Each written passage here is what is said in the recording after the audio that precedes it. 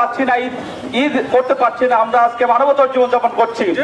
আমরা এই মানবতার জীবনযাপন থেকে আমরা আমাদের প্রধান উপদেষ্টা, ধর্মীয় উপদেষ্টাকে উদ্দেশ্যে আমরা বলতে চাই যে আমরা এই সাধারণ শিক্ষক আমরা প্রকল্পের মাধ্যমে আছি। আমাদের এই প্রকল্পকে 800 যুগে দেওয়া যাবে না। আমরা এটা মানি না। যদি 800 যুগে দেওয়া হয় তাহলে আমরা সারা দেশে সকল শিক্ষকবৃন্দ আমরা দাঁড়িয়ে অসহযোগ আন্দোলন সহ বলা যেতে পারে আমরা আমরণ অনশন করবো ঢাকায় গিয়ে ইনশাআল্লাহ।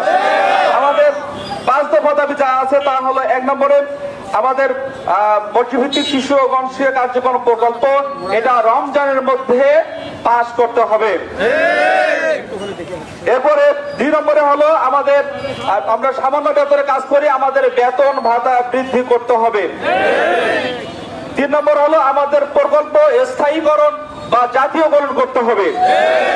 এবং 3 নম্বর হলো আমাদের শিক্ষক শিক্ষাবৃন্দ যারা রয়েছে তারা অনেক সময় আমরা মারা যাই বা অবসর হই, তো আমাদের দাবি হলো আমরা অবসর ভাতা অবশ্যই চাই।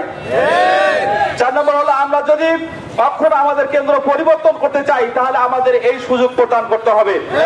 আমি বলতে চাই আমরা সাধারণ শিক্ষক শিক্ষাবৃন্দ আমরা যারা আছি আমরা মাননীয় ধর্ম উপদেষ্টার উদ্দেশ্যে বলতে চাই অচিরেই আমাদের এই প্রকল্প পাস করে আমাদের বকেয়া বেতন ভাতা এই রমজানের মাঝে দিতে হবে।